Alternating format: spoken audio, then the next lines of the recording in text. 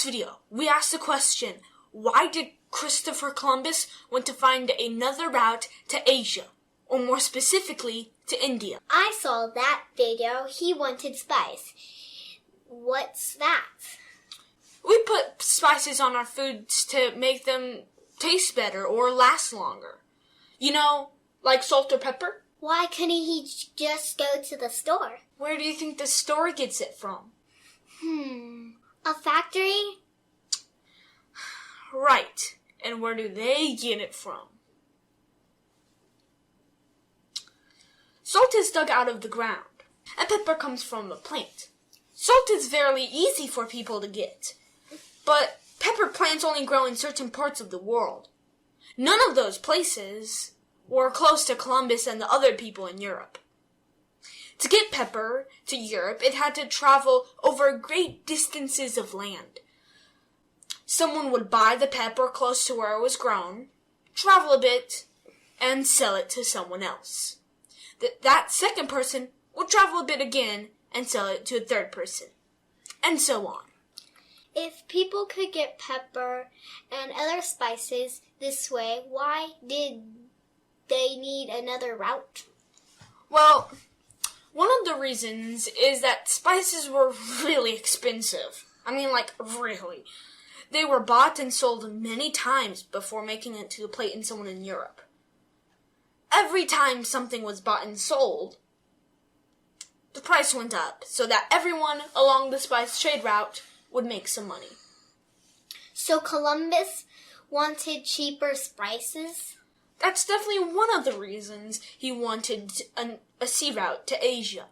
Oh, and the spice trade route is also known as the Silk Route. Silk? Silk is a type of fabric. Today, people wear ties and shirts made out of silk, just as this tie. Very nice and soft.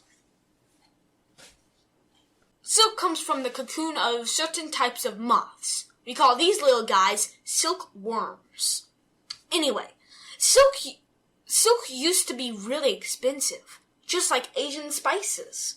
Silk was such a common thing to buy from the Chinese that historians called the route they took the Silk Road or the Silk Route.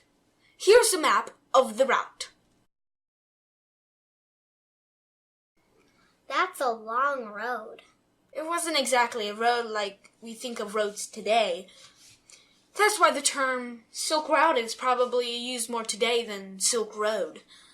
A route can be a road, but it can also be the way someone travels from one point to another. What do you mean? Well, the people traveling the Silk Route didn't have paved roads to ride on like we do. They used camels, wagons, and so forth to travel across the deserts of Central Asia. It sounds like it would be fun if they had air conditioners.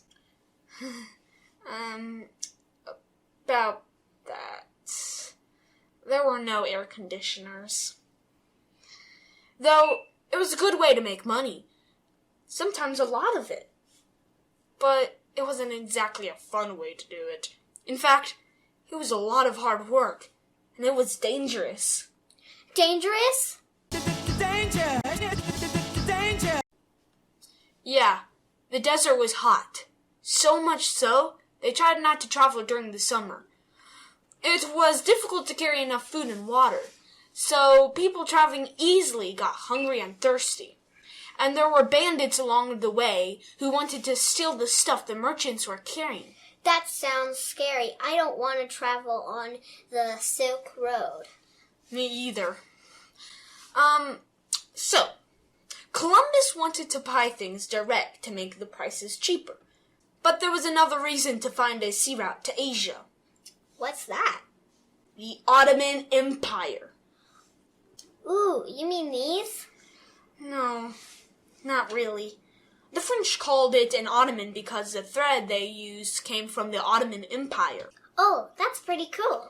The Ottoman Empire was between Europe and the empires of the East, such as China and India. They didn't trade much with Europe, so was even harder to get the expensive stuff from Asia. That's too bad. Yeah, that was a bummer. But anyway, next time on SGE History, we'll talk more about Columbus. Stay tuned, and goodbye!